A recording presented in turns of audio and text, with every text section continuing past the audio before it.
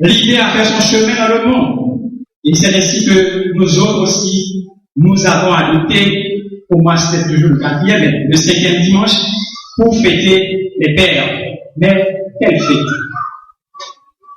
Quand on considère un père, on a toujours tendance à ne regarder que l'aspect autoritaire.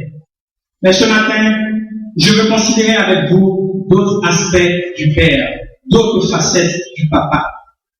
Et c'est pourquoi le titre de notre méditation de ce matin est « Qu'est-ce qu'un papa ?»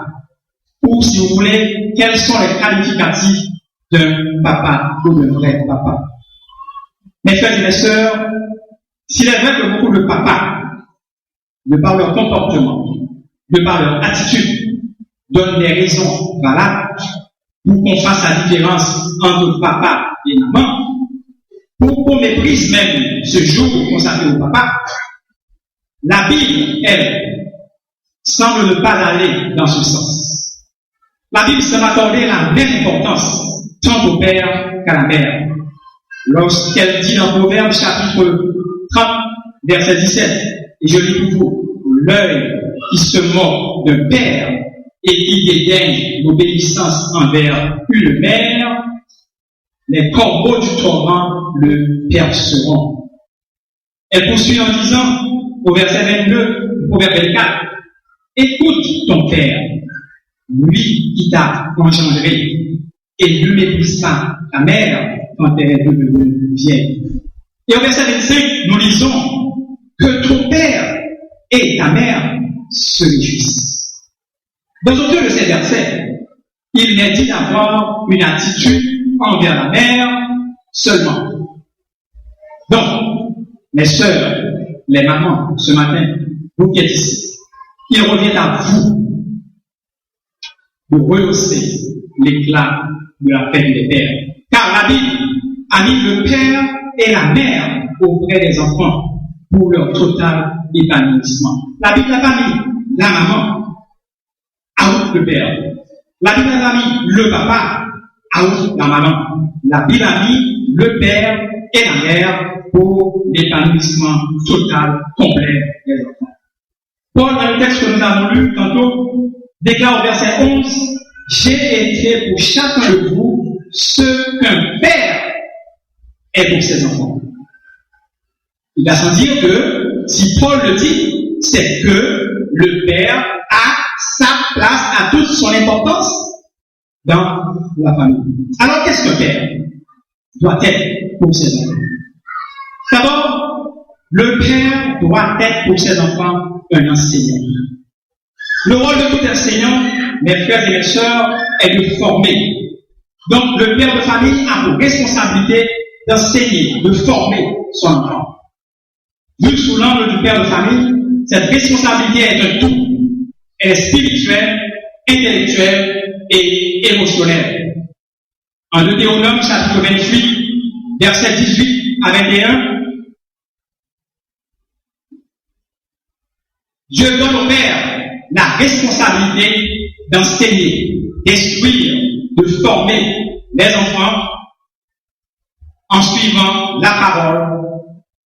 Et cette responsabilité, elle ne peut être laissée à certaines institutions religieuses telles que l'Église ou l'école du dimanche. Nous avons tendance, surtout en Haïti, à penser ou à vouloir que l'école du dimanche et l'Église fassent votre boulot à votre place. Non. En tant que père, en tant que papa, nous devons instruire nos enfants dans la parole de Dieu chez nous. Et ce n'est pas seulement au culte de famille que nous devons faire preuve d'enseignants. Pour être valable et efficace, l'éducation doit se faire partout. La Bible dit, dans le Deutéronome 28, tu les enseigneras à tes enfants quand tu seras dans ta maison, quand tu seras en voyage, quand tu te coucheras et quand tu te lèveras. En un mot, c'est dans toute occasion que nous, papa, nous, pères de famille, nous devons enseigner à nos enfants. Et comme le Seigneur, le Père est un modèle pour sa famille, pour ses enfants. Les enfants suivent toujours l'exemple de leur papa. Et vous savez, la meilleure façon de les enseigner, les frères et les sœurs, et surtout papa, c'est de leur donner le bon exemple. N'oubliez pas que les enfants sont d'excellents observateurs. Notre Seigneur, il reste pour nous chrétiens le modèle le plus parfait. Nous n'avons jamais vu nous donner le mauvais exemple. Au contraire, Christ nous donne l'exemple qu'il est un enseignant. Et nous le voyons chaque fois, à chaque fois, il édifie, il élève, il console, il exalte son Église. Ainsi devrions-nous être, papa, des exemples pour nos enfants.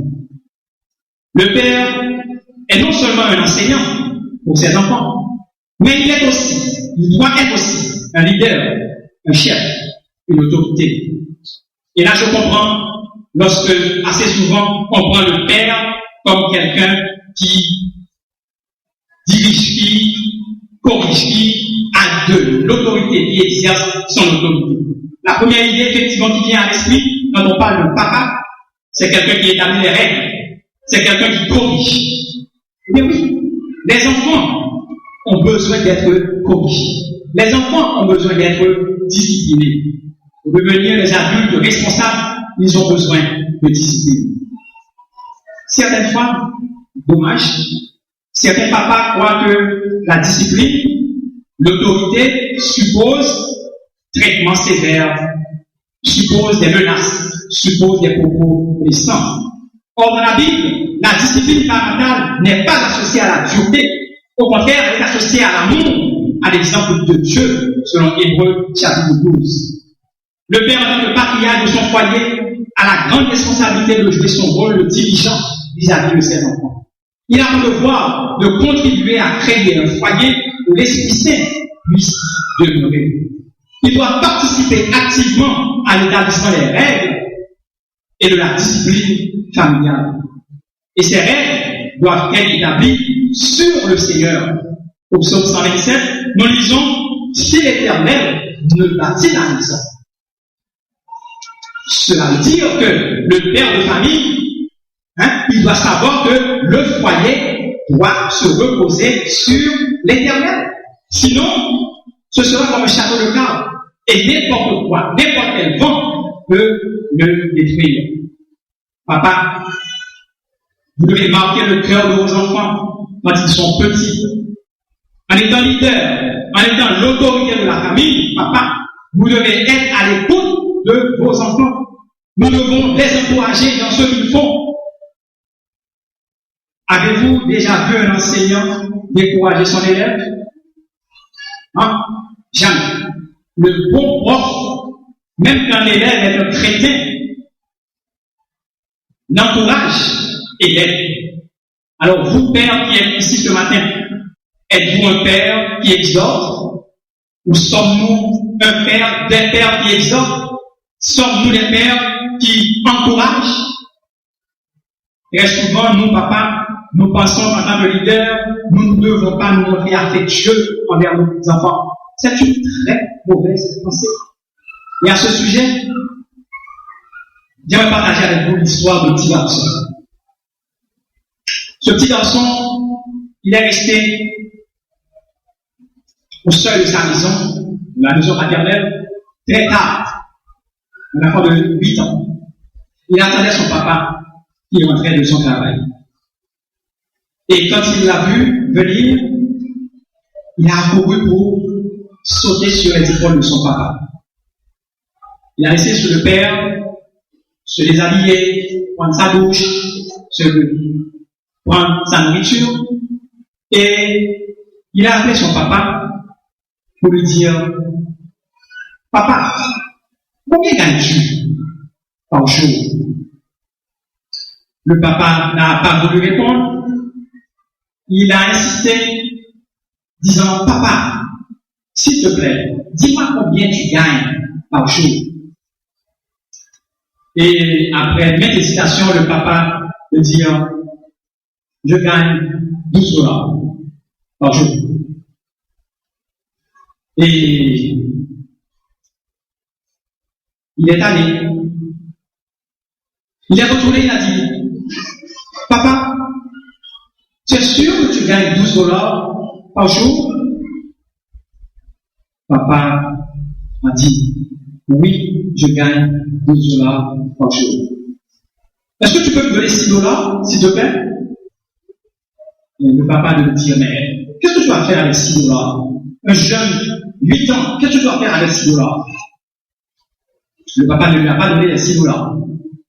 Il est allé, il est retourné dans sa chambre avec les larmes aux yeux.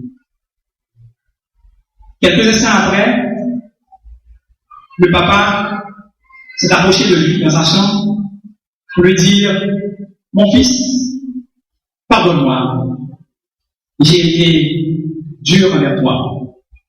Je n'étais pas tendre envers toi. Voici les $6. Et le fils de lui dire, non papa, j'ai eu le temps de trouver les $6. J'en avais besoin parce que je voulais avoir $12 pour acheter ta journée. Et maintenant, c'est le papa qui est fondu. Quelle leçon pour ce père de famille. Nous autres papas, très souvent nous pensons que nous n'avons comme seule responsabilité que apporter de l'argent à la maison. Nous oublions que nos enfants, notre femme, ont besoin de notre temps, de notre écoute en tant que leader de la famille. Et là maintenant, je parle surtout au pasteur et à moi-même. Nous pensons qu'il est plus important de passer plus de temps avec les membres de l'Église qu'avec notre famille, avec nos enfants. Et vous savez, je connais un pasteur de l'Amérique du Nord qui eut à dire du rôle de la chair. S'il devait vivre une nouvelle vie et qu'il devait corriger sa vie, cette nouvelle vie, il passerait plus de temps à prier et plus de temps auprès de ses enfants. Les enfants, comme on dit tantôt, sont de véritables observateurs. Tout ce que fait, tout ce que dit un papa est enregistré, capté par les enfants. C'est pourquoi nous devons leur donner le bon exemple. Et permettez-moi une nouvelle fois de partager avec vous cette petite histoire. Un papa, une fois, est retenu il n'a pas été à l'église parce qu'il a dû aller travailler le dimanche. Le dimanche d'après, fatigué, il n'a pas été à l'église. Et le troisième dimanche, il ne s'était pas senti en forme. Peut-être, s'il y avait chikungunya, je dirais qu'il était atteint de chikungunya, il n'a pas été à l'église. Et son fils de 5 ans, le lundi, après le troisième dimanche, lui dit, papi, tout triste, mais qu'est-ce qui s'est passé? On va avoir un mois depuis qu'on n'a pas été à l'église. Donc vous voyez, les enfants, ils sont là, ils suivent, ils observent, ils connaissent notre force en tant que papa, en tant que maman, ils connaissent aussi notre faiblesse. Mes frères et mes sœurs, vous ne réalisez pas l'influence que peut avoir le père dans la vie de son enfant. Le père, il est non seulement un enseignant, non seulement une autorité, mais le père, il est un protecteur. Dans l'Antiquité, grâce à sa force physique, le père protégeait ses enfants, protégeait sa famille contre les agressions extérieures. L'homme du 21e siècle sera de plus en plus appelé à assurer, en plus, une sécurité émotive, non seulement pour ses enfants, mais aussi pour sa femme. Et c'est d'ailleurs l'une des responsabilités, l'une des principales demandes de la femme moderne, la sécurité, la protection. Papa, les enfants ont besoin d'être protégés des mauvaises influences, protégés des mauvaises fréquentations, des fréquentations susceptibles de nuire à leur épanouissement. Vous ne pouvez pas